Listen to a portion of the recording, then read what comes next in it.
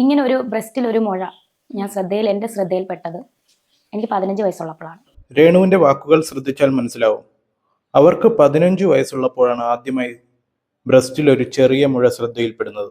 അന്ന് കോട്ടയം മെഡിക്കൽ കോളേജിൽ വെച്ച് ബയോപ്സി ഉൾപ്പെടെയുള്ള പരിശോധനകൾ നടത്തിയിരുന്നു. എങ്കിലും വലിയ കുഴപ്പങ്ങളൊന്നും കണ്ടിരുന്നില്ല. എങ്കിലും ഭാവിയിൽ ഇത് ക്യാൻസർ ആകാൻ സാധ്യതയുണ്ടെന്ന് ഡോക്ടർമാർ അന്ന് ചെറിയൊരു സൂചന നൽകിയിരുന്നു. പക്ഷെ പ്രായക്കുറവ് കൊണ്ടും മുൻപ് നടന്ന മറ്റൊരു സർജറിയുടെ പേടിയും വേദനയും ഭയന്നുമൊക്കെ രേണു പിന്നീട് ആ മുഴയെ അത്ര കാര്യമാക്കിയില്ല.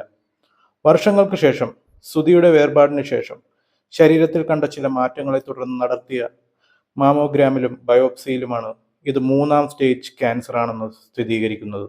കഴിഞ്ഞ കുറച്ച് ദിവസങ്ങളായി സോഷ്യൽ മീഡിയയിൽ നമ്മളെല്ലാവരും ഏറെ സങ്കടത്തോടെ കേൾക്കുന്ന ഒരു വാർത്തയാണ് അന്തരിച്ച നടൻ കൊല്ലം സുധിയുടെ ഭാര്യയും സോഷ്യൽ മീഡിയ ഇൻഫ്ലുവൻസറുമായ രേണു സുധിയുടെ ആരോഗ്യവിവരം.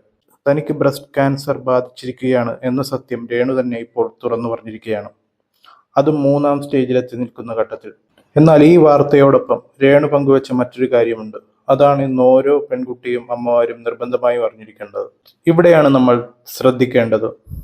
പലപ്പോഴും നമ്മുടെ ശരീരത്തിൽ കാണുന്ന വേദനയില്ലാത്ത ഇത്തരം മുഴകളെ നമ്മൾ വേദനയില്ലല്ലോ, അതുകൊണ്ട് കുഴപ്പമില്ല എന്ന് കരുതി അവഗണിക്കാറുണ്ട്. രേണുവും തന്റെ വീഡിയോയിലൂടെ എല്ലാ പെൺകുട്ടികളോടുമായി പറയുന്നത് ഇതാണ്: ശരീരത്തിൽ വേദനയില്ലാത്തൊരു മുഴ കണ്ടാൽ പോലും ദയവായി അത് അവഗണിക്കരുത്. ഡോക്ടറെ കണ്ട് പരിശോധിക്കണം.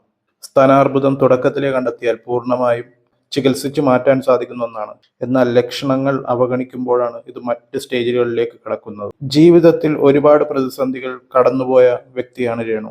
സുധിയുടെ വിയോഗത്തിന് ശേഷം കുട്ടികളുമായി ജീവിതം മുന്നോട്ട് കൊണ്ടുപോകാൻ കഷ്ടപ്പെടുന്നതിനിടയിലാണ് ഈ ഒരു രോഗാവസ്ഥയെ അവരെ തേടിയെത്തുന്നത്. എങ്കിലും വളരെ പോസിറ്റീവായി ധൈര്യത്തോടെ കീമോതെറാപ്പി അടക്കമുള്ള ചികിത്സകളിലേക്ക് അവർ കടക്കുകയാണ്. നമുക്ക് ഒരേ മനസ്സോടെ പ്രാർത്ഥിക്കാം. എല്ലാ പ്രതിസന്ധികളെയും അതിജീവിച്ചതുപോലെ ഈ രോഗത്തെയും തോൽപ്പിച്ച് പൂർണ്ണ ആരോഗ്യവതിയായി രേണു എത്രയും പെട്ടെന്ന് തിരിച്ചു വരട്ടെ എന്ന്. പിന്നീട് വേറൊരു കാര്യം എന്താണെന്ന് വെച്ചാൽ, ഇപ്പോൾ ഒരുപാട് കമൻസ് വരുന്നുണ്ട്. ആദരാഞ്ജലികൾ അല്ലെങ്കിൽ അത് തന്നെ വേണം എന്നൊക്കെ പറഞ്ഞിട്ട്. ഇതൊക്കെ കുറച്ച് ക്രൂരമായിട്ട് തോന്നുന്നു. കാരണം ആ ഒരു രേണുവിൻ്റെ ആ ചെറിയ കുട്ടി, അതിൻ്റെ കാര്യം ഒന്ന് ആലോചിച്ച് നോക്കുമ്പോൾ ബുദ്ധിമുട്ടുണ്ട്. കാരണം ഈ പറയുന്ന ആരും കൊണ്ടുവന്ന് അവർക്കൊന്നും കൊടുക്കാൻ പോകുന്നില്ല. ഒരമ്മ നഷ്ടപ്പെട്ട കുഞ്ഞിന് വേറെ എന്ത് നൽകിയിട്ടും കാര്യവുമില്ല. അതുകൊണ്ട് തന്നെ അവരുടെ വീഡിയോസോ റീൽസോ നിങ്ങൾക്ക് ഇഷ്ടമാണോ അല്ലയോ എന്നൊക്കെ രണ്ടാമത്തെ കാര്യം. പക്ഷേ ഈ ഒരു അവസ്ഥയിൽ അങ്ങനെ ഒന്നും ചെയ്യരുത്. അത് വളരെ മോശമാണ്. അവർ തിരിച്ചു വരട്ടെ എന്ന് പ്രാർത്ഥിക്കുന്നു.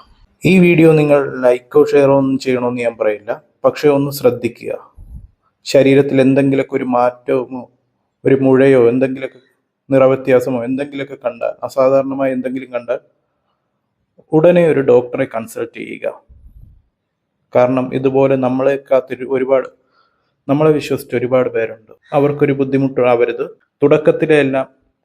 തുടക്കത്തിലെല്ലാം ട്രീറ്റ് ചെയ്താൽ വലിയ കുഴപ്പമുണ്ടാവില്ല. അത് വെച്ച് വലുതാക്കരുത്. ജസ്റ്റ് ഒരു ചെക്കപ്പ് നടത്തിയെന്ന് പറഞ്ഞ് വലിയ നഷ്ടങ്ങളൊന്നും വരാനില്ല.